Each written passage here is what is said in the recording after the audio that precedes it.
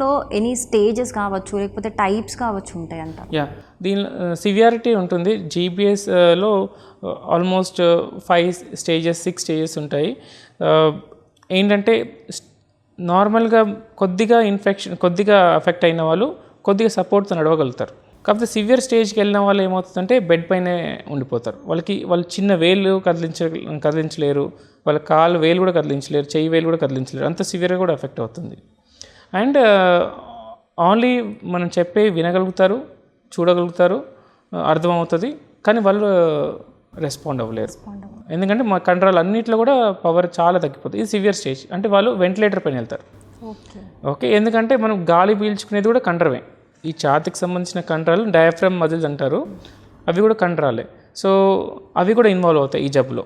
So stage 4 నుంచి severe disease అంటారు. So వీళ్ళు బెడ్ రిడన్ అయిపోతారు, బెడ్ రిడన్గా వస్తారు హాస్పిటల్కి. ఆర్ఎల్స్ హాస్పిటల్కి వచ్చినా కూడా ఇంకో 2-3 రోజుల్లో ప్రోగ్రెస్ అయ్యి బెడ్ రిడన్కి వెళ్ళిపోతారు. అంటే లేవలేని పట్టుకున్నా కూడా లేచి కూర్చోలేని పరిస్థితిలో ఉంటారు వాళ్ళు. అసలు కండలో కొద్ది కూడా పవర్ ఉండదు. అలాగే డయాఫ్రమ్ మజిల్స్ అంటే ఊపిరి పీల్చుకునే కండరాలు ఎఫెక్ట్ అవుతాయి. సో మెల్లిమెల్లిగా 4 వారాల దాకా జబ్బు ముదిరే అవకాశాలు ఉంటాయి.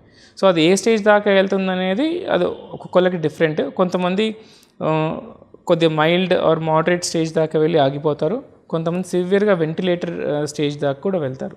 4 వారాల దాకా వెళ్ళిన తర్వాత ఇంకా జబ్బు ముదరదు, ఇంకా దాని తర్వాత ఆగిపోతుంది. ఎక్కడ దాకా వచ్చిందో సిమ్టమ్స్ 4 వారాల దాకా యూజువల్గా ఆ సిమ్టమ్స్ అక్కడికే ఆగిపోతాయి. దాని తర్వాత మెల్లిమెల్లిగా జబ్బు కోలుకుంటూ ఉంటుంది.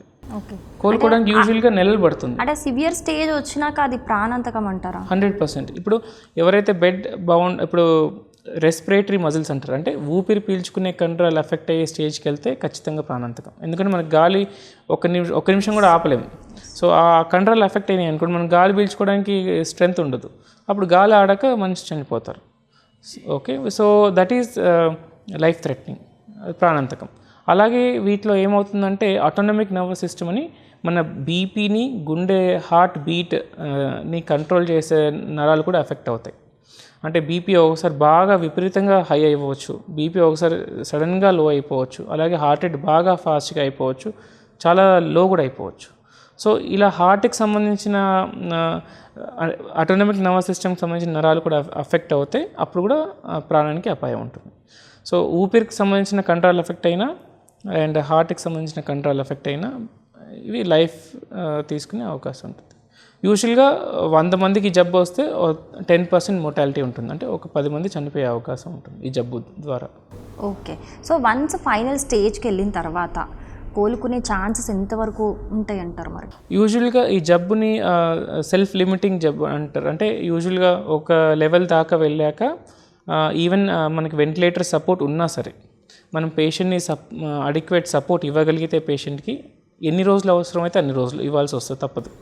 ఇస్తే మెల్లిమెల్లిగా పేషెంట్ కోలుకుంటాడు. ఎందుకంటే మళ్ళీ నరాలు కోలుకుంటాయి. ఓకే, కాకపోతే ఇది టైం పడుతుంది. యూజువల్గా ఒక రోజులో అయ్యేది కాదు, కోలుకోవడం నెలలు పడుతుంది. 3 నెలల నుంచి 6 నెలల దాకా కూడా టైం పడుతుంది. సో మనం పేషెంట్ ఈవెన్ రెస్పిరేటరీ మజిల్ అంటే ఊపిరి పీల్చుకునే కండరాలు కూడా ఎఫెక్ట్ అయినా కూడా మనం వెంటిలేటర్తో పేషెంట్ని మెయింటైన్ చేయగలిగితే పేషెంట్ మెల్లిమెల్లిగా కోలుకునే అవకాశాలు ఉన్నాయి.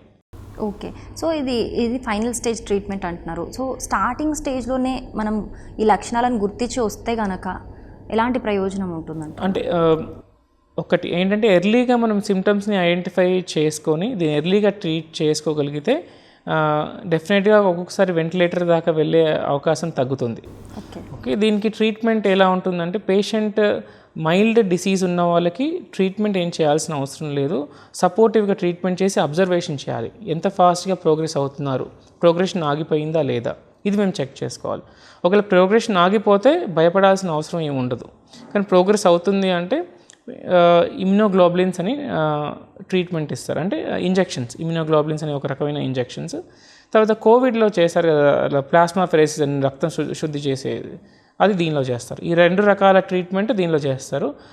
ఇది ఎవరికి చేస్తారంటే ఎవరికైతే సపోర్ట్ అవసరం వస్తుందో, కూర్చోవడానికి నడవడానికి కూడా కష్టమైపోతుందో అలాంటి వాళ్ళకి ఈ ట్రీట్మెంట్ బాగా హెల్ప్ చేస్తుంది. అండ్ జబ్బును బాగా ముదరకుండా అండ్ రికవరీని కొద్దిగా ఫాస్ట్ అంటే తొందరగా రికవరీ అయ్యేలాగా ఈ మందులు హెల్ప్ చేస్తాయి.